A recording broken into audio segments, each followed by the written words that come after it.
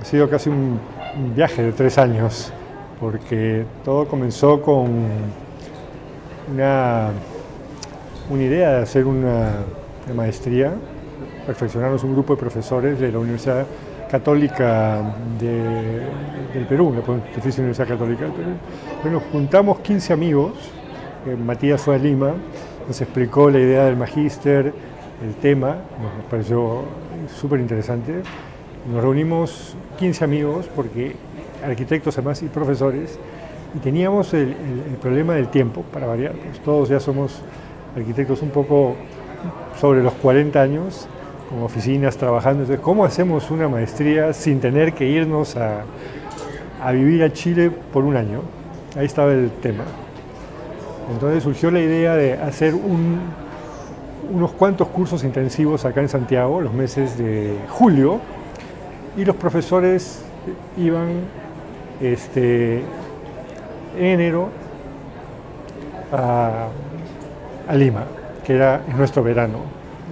Entonces eso creó la posibilidad de crear un curso que iba a durar más tiempo, pero nos permitía horas a nosotros libres para poder seguir con nuestras oficinas, con nuestro trabajo, con la familia, y poder seguir el curso intensivamente. Un mes en Santiago, un mes en Lima, presencial, y el resto era trabajar en forma autónoma, ¿no?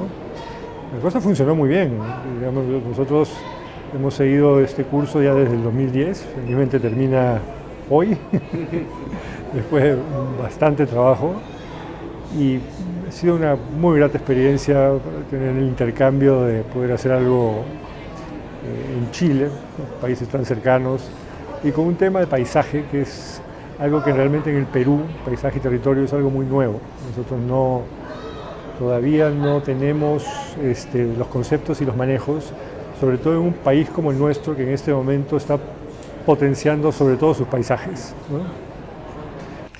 Sí, digamos, una de las claves, creo, que hizo que este trabajo sea como es, fue el de no empezar desde arriba. Es decir, no empezar con un estudio de lo general a lo particular, sino empezar por lo particular, por la vivencia, por el recorrido de una serie de paisajes y de un territorio a través de esta línea que es la vía interoceánica sur, para entender cosas que los mismos peruanos no entendemos si no lo recorremos totalmente el territorio, y de ahí empezar a preguntarse sobre las constantes de lo que uno ve en un recorrido, es decir, desde abajo, para llegar a una formulación general. Yo creo que mucho se debe a la característica misma de la vía, es decir, la vía desde hace solo 3 años une realmente todas las regiones del Perú. O sea, es una visión nueva del territorio, y eso fue lo que, con sus cosas buenas y sus cosas malas, desencadenó en mí una curiosidad por entender de manera más general lo que estaba viendo, y no simplemente quedarme en el recorrido como problemática.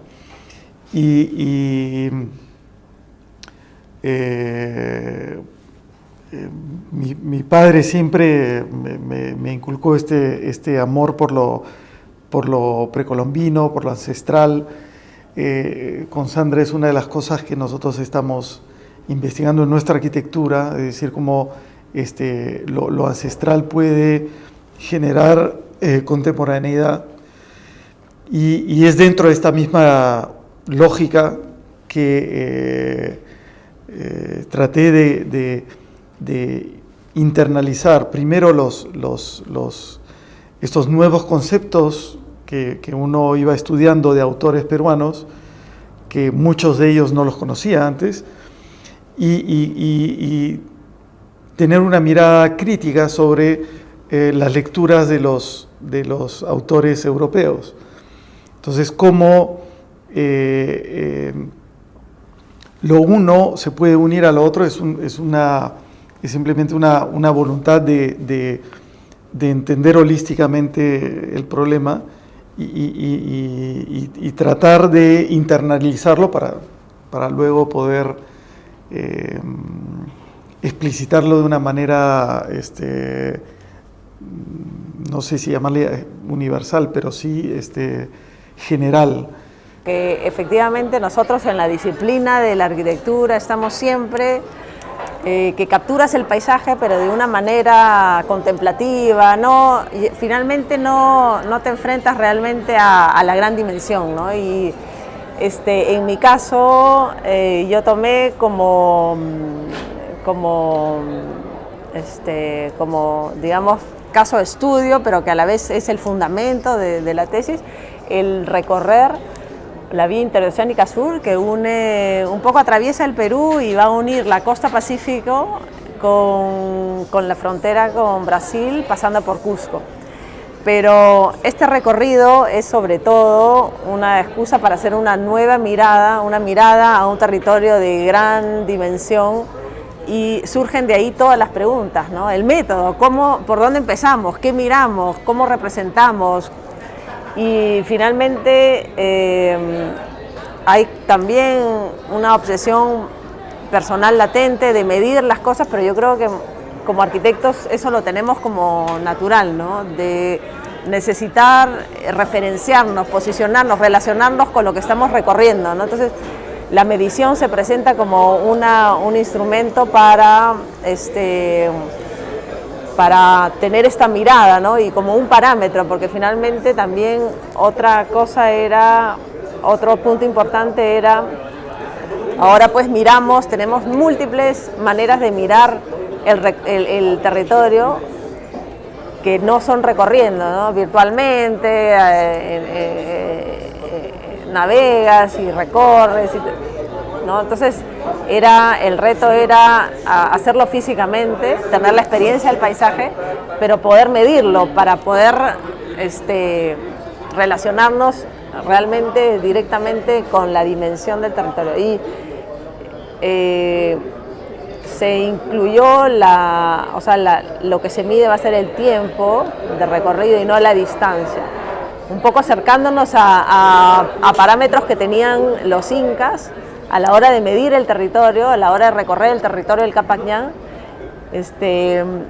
y para un poco acercarnos al recorrido que hacían ellos, la unidad de medida fue el tiempo y no la distancia. Entonces el registro es un registro cada 30 minutos y a lo largo de estos 1.470 kilómetros que se hacen de recorrido, y ayudan también a mirar de una manera no estética, sino un registro más riguroso, pero donde lo importante es esta estructura temporal del recorrido, ¿no? Finalmente se constituye como ya no un mapa bidimensional, sino algo más abstracto, y es una estructura temporal que nos va a permitir ubicarnos, ¿no? Bueno, y así fueron surgiendo pues estos temas que están muy estrechamente ligados a cómo nos aproximamos, a la pregunta de cómo nos aproximamos al territorio, al paisaje, a esta gran dimensión, ¿no? Entonces, a mí me ha encantado,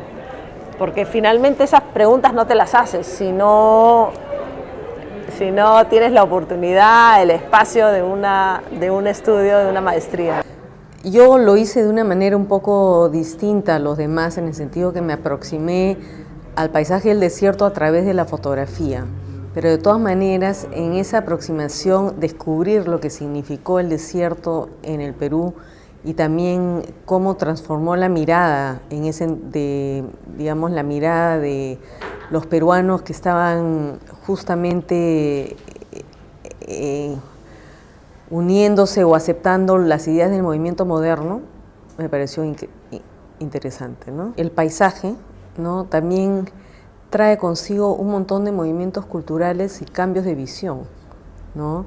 Que, por ejemplo, en el caso peruano, el paisaje del desierto influenció mucho a la abstracción, que tiene mucho que ver con el movimiento moderno, ¿no? La mirada más abstracta en el arte, en la escultura, los materiales nuevos, en arquitectura también, bueno, el desierto y también la ruina ayudó a a ciertos arquitectos a encontrar un lenguaje mucho más peruano, un lenguaje arquitectónico más peruano o más suyo que simplemente una reinterpretación de el International Style o de lo que se venía de fuera, ¿no? De Europa. Lo que pasa es que yo trato de unir muchas cosas, ¿no? Que se unen por primera vez, ¿no? Evidenciar las relaciones que hay entre el arte, la arquitectura, el desierto y la fotografía, ¿no? Entonces me gustaría ahondar un poco más en ese tema, ¿no? Y a la larga poder sacar una publicación o una exhibición, pero yo creo que todavía hay un recorrido, tengo un trayecto que continuar haciendo y bueno, eso lo haré a mi tiempo, ¿no? Pero yo creo que esta, no la tesis, sino yo creo que el curso nos ha abierto la mirada, ¿no? Al paisaje y a un tema que realmente uno lo toma como por dado, ¿no? Cuando realmente tiene mucha importancia. No se trata del paisaje como, uy, la montaña o el jardín tan bonito, sino el paisaje realmente tiene una connotación muy amplia. Inicialmente el caso que yo he estudiado es en la ciudad de Arequipa, está al al sur del Perú, muy cerca de la frontera ya con Chile, Colinda es el penúltimo departamento antes de llegar a Tacna, y es una ciudad que ha sido declarada Patrimonio Histórico de la Humanidad.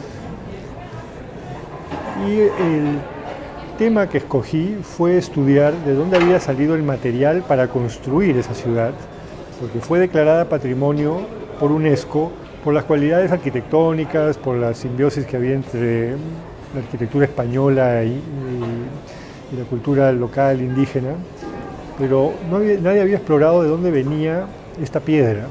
Toda la ciudad está hecha con un solo material, ¿no? Que viene de una cantera, y el origen de la cantera se remota ya a millones de años atrás, cuando el volcán que está muy cerca de esta ciudad hizo una gran explosión y se forma una piedra blanca que es muy, muy, muy bonita. Entonces la idea fue no entrar al tema de la ciudad, sino buscar de dónde venía esta piedra. Y descubrimos un sitio impresionante muy cerca de la ciudad, que es una cantera que está en proceso de extracción, y hemos encontrado que se sigue extrayendo el material, como se hacía hace 100 años atrás. Al mismo tiempo la cantera va cambiando, en algunas zonas hay áreas verdes con lagunas, otras tiene partes fosilizadas, entonces se daban las condiciones para ir abarcando el problema de un tema desde el paisaje cultural. Y cuestionarnos en ese momento por qué Arequipa había sido declarada Patrimonio Cultural y nadie se había preguntado el origen del material, el sistema constructivo, y haber hecho en conjunto una declaratoria de patrimonio tanto de la ciudad como del paisaje que la circundaba. Ahí venía el gran signo de interrogación. Esto llevó a formar un taller en la Universidad Católica con unos 30 alumnos, el arquitecto Demóstenes Mori. Con Demóstenes dijimos, vamos a Arequipa, vamos a tocar el tema del paisaje y vamos a meternos a estudiar las canteras. Y ha sido la persistencia de casi 2 años y medio de no abandonar el tema. Generalmente se toca el taller y uno se cambia de sitio y va a otra ciudad y hemos ido como unos dedos ahí dándole al sitio hasta agarrar mucha experiencia en el lugar. Mucha experiencia, y lo otro también lograr la confianza de los canteros que trabajan ahí, que tienen muchos problemas y no es muy fácil conversar con ellos así nomás. Después de todo ese tiempo, eso ha sido, digamos, muy útil para poder seguir investigando y transferir de alguna forma esa información en un trabajo de investigación ya personal, que ha sido el caso de las canteras y el tema de Añashuayco, ¿no? Que es lo que he presentado hoy día. Personalmente, digamos, en estos últimos 3 años he aprendido mucho con la maestría. He aprendido dejar de lado un poco este trabajo de estudio, este trabajo de la zonificación, del planeamiento urbano, esta cosa un poco fría, ¿no? Para descubrir, como decía en parte de la investigación, ¿no? El tema del paisaje es algo totalmente personal y tienes que realmente estar ahí, sentirlo, y eso es lo que mucho ha pasado, ¿no? Los momentos más agradables que he tenido de la tesis es estando en las canteras, en diferentes horas del día, viendo las puestas del sol, intercambiando conversaciones con los alumnos. Y creo que sí hay una deuda, pues, porque no puede ser que en estos últimos 10 años se sigan declarando patrimonio, que sigamos comprendiendo nuestros países como patrimonio todo lo monumental, lo construido, con grandes, que es importante, no hay que negarlo, pero por otro lado somos países con enormes áreas no urbanas, ¿no? Y que todavía seguimos manteniendo formas de trabajo ancestrales, cosa que en otros países ha desaparecido por completo. Ahí yo creo que está el punto donde hay que poner la bandera y decir, no solamente vamos a proteger el patrimonio, que ya sabemos, patrimonio construido, sino que también tenemos que proteger esas artes milenarias, esos trabajos que han sido heredados, y hay esa simbiosis, ¿no? entre paisaje transformado por la mano del hombre, que no significa realmente que haya una ruina precolombina, una gran batalla, un momento histórico increíble. Simplemente es un trabajo muy simple, muy sencillo, prácticamente sin herramientas, con un proceso de comercialización mínimo, pero que es de gran significado cultural. Ese es el valor, y eso es lo que yo creo que tiene gran potencial para los años que vienen, ¿sí?